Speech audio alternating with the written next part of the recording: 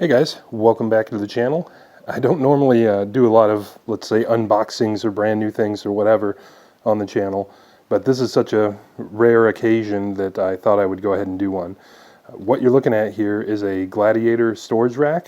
It's model number GARS604TEG, and it is a 4-shelf, 60-inch wide by 72-inch tall by 18-inch deep rack. It'll hold 2,000 pounds. As such, the thing weighs 120 pounds, which is why we're just going to leave it laying up against the wall here for a quick minute while we talk about it. The whole reason this thing's going to exist, or the whole reason it does exist, is because what my commenter didn't know they kicked into motion when they asked me to talk about toolboxes over here, is that I had to clean all that crap up. I knew as soon as I got done that it was going to end up being a whole bunch of crap again, which it is because I don't have anywhere to put anything else. So what Ben kicked off when he asked me to do that became this much bigger adventure into getting some storage over here to start trying to organize the shop a little bit and make it look less like I'm a homeless guy that just happens to work on cars and stuff. And I'd actually been trying to get this done for several weeks now, but this Gladiator rack is not actually the one I ordered.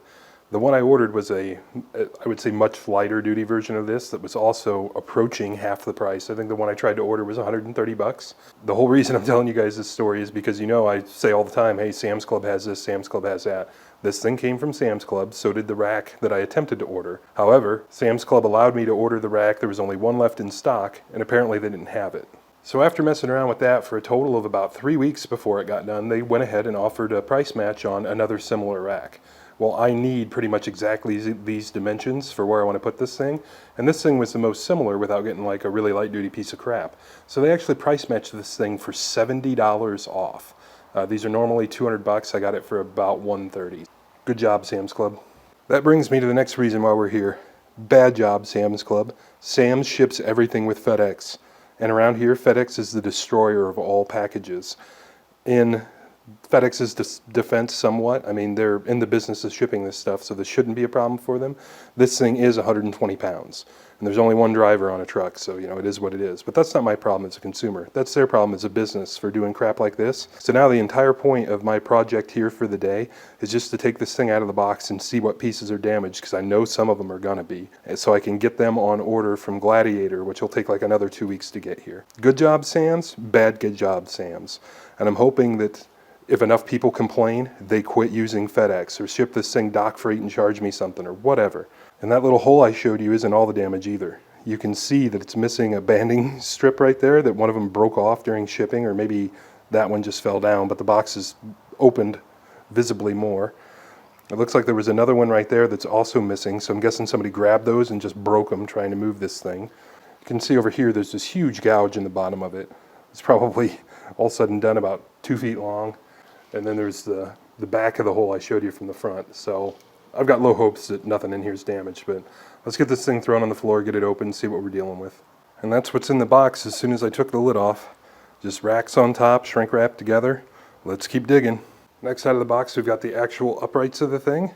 And much to my surprise, it looks like the rest of the stuff in it didn't actually hit the corners. So these should be the cross shelf pieces. We may actually have lucked out and not have any damage, but I got low hopes. Let's keep digging. And that last bit in the box were all the shelf cross members, and there are all 8 of them, and much to my surprise, none of them appear to have any damage on them.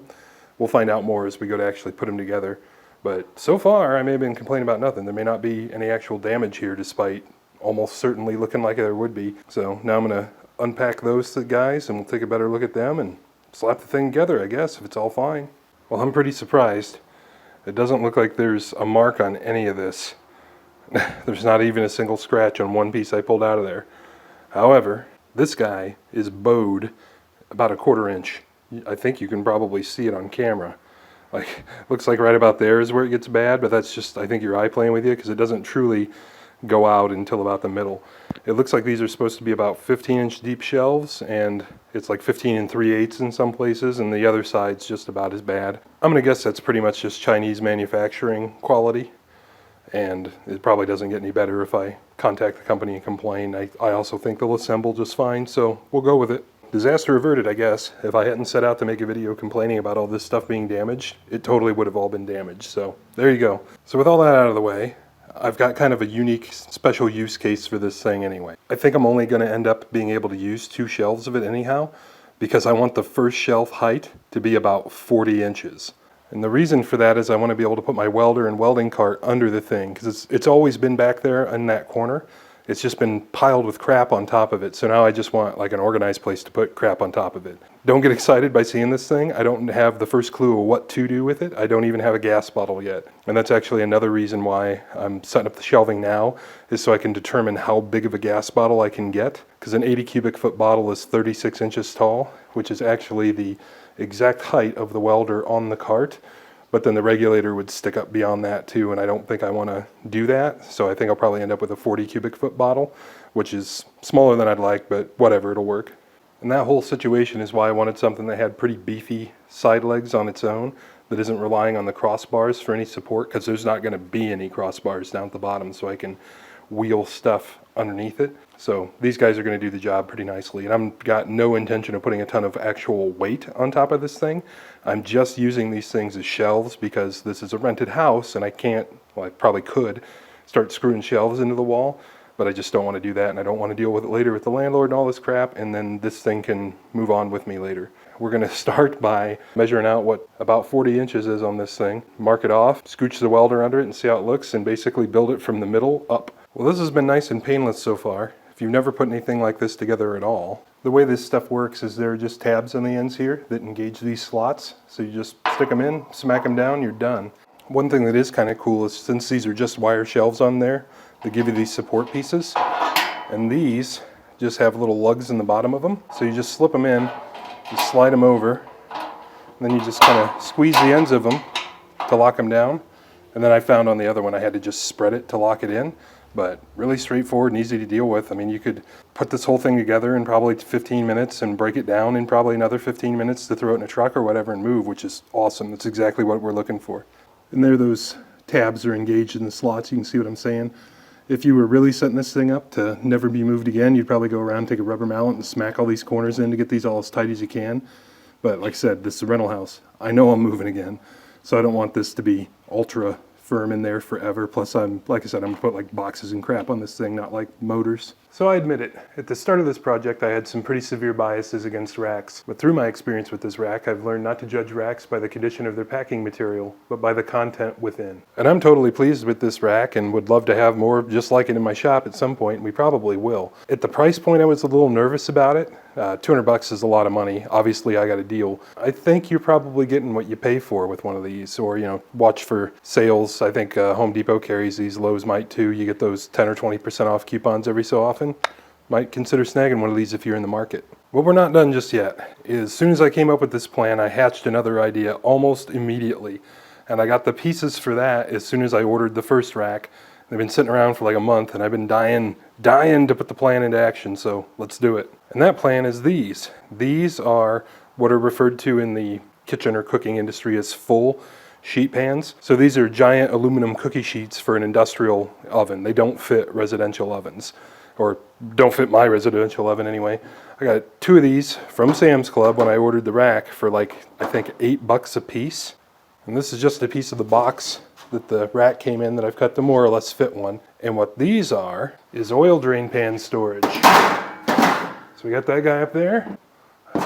Oil drain pan goes in it. It has pissed me off for over 20 years that I never had a good place to put my drain pans and funnels and crap when I was done with them, and now I totally do. Yes, behold the glory that is a place to finally put all that dirty, oily, drippy crap where it's not going to make a huge mess and be in my way all the time. This is going to be fantastic. Very pleased with how that whole idea is working out. Those 2 sheet pans should actually occupy an entire shelf on their own. In fact, they do.